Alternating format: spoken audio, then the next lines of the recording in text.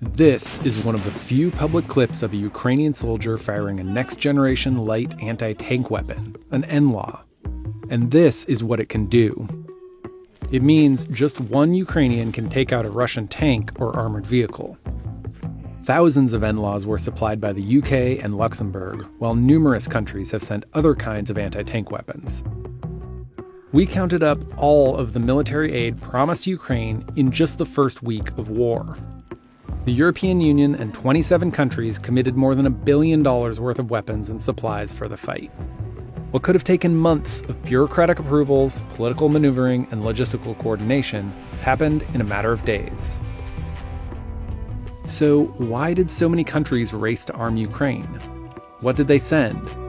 And what is it all worth? Russia invaded Ukraine on February 24th. Within 24 hours, Lithuania, Poland, France, Estonia, and the United States all announced military aid for Ukraine.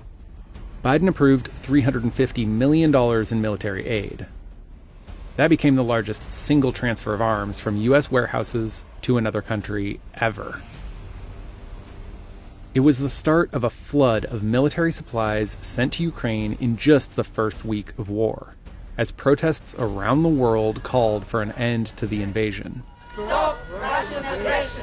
And the internet erupted over claims that the U.S. offered a different kind of help to Ukrainian President Volodymyr Zelensky, the chance to be evacuated. Zelensky reportedly answered, "I need ammunition, not a ride." On February 26th, 10 more countries announced they would send aid, including Stinger missiles, helmets, machine guns, and fuel. Many shipments broke countries' long-standing traditions of not sending weapons to active war zones.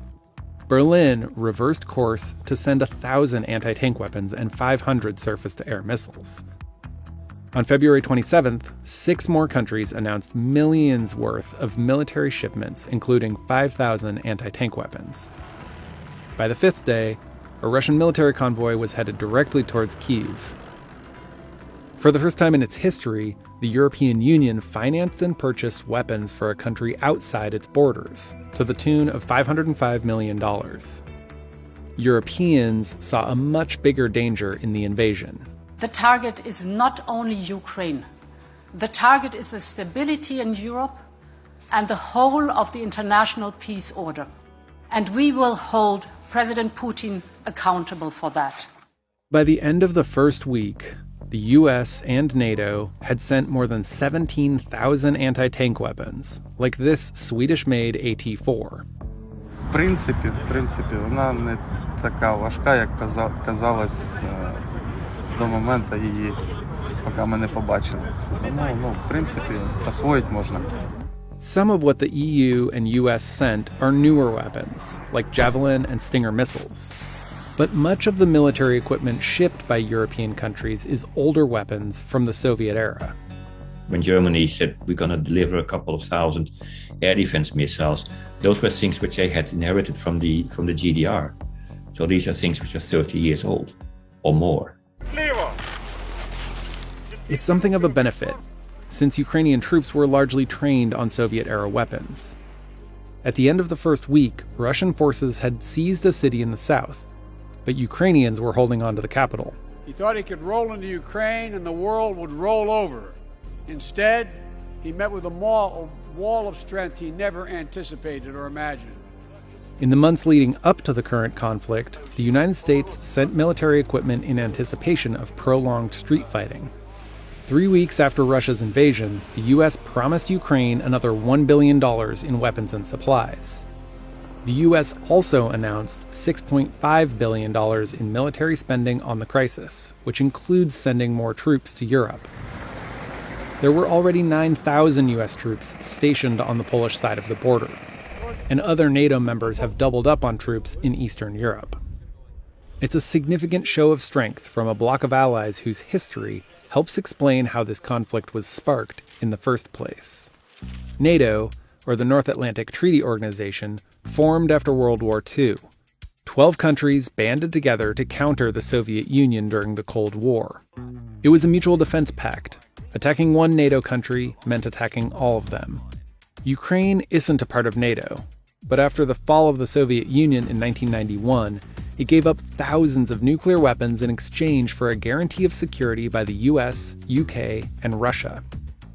Starting in 1999, NATO brought in countries that had been part of the former Soviet bloc, like Poland and Hungary.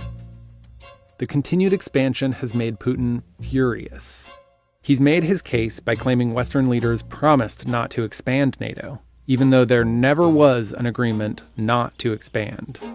Сегодня достаточно одного взгляда на карту, чтобы увидеть, как западные страны сдержали обещание не допустить продвижения НАТО на восток.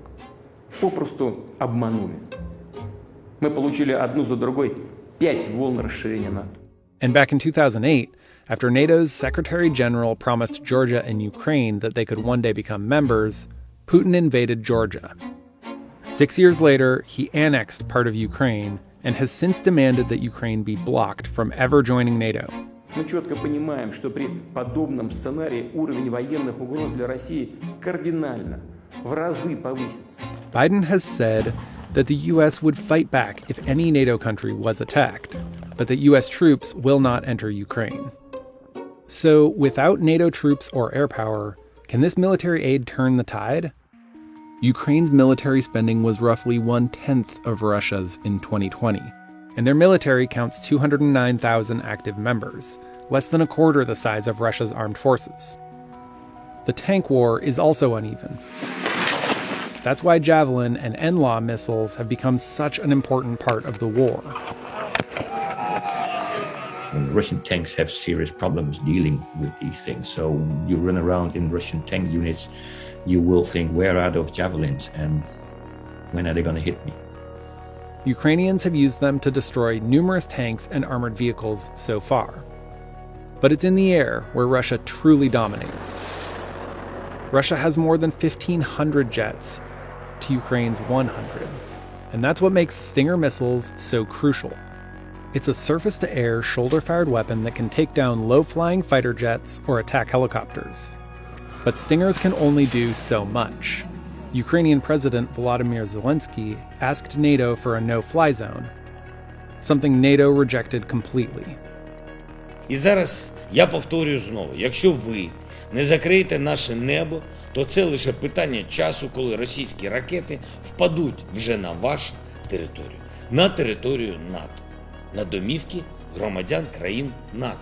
But to enforce a no-fly zone, NATO would have to fire on Russian planes that violate the zone. NATO would also need to destroy Russian surface-to-air missile defenses on the ground. All of that could risk a broader war with Russia. 1 month after the start of the war, Ukraine still controlled Kyiv. There's much talk of Ukraine's resilience, but the question remains if they can stand up to Russia alone, even with all this extra firepower.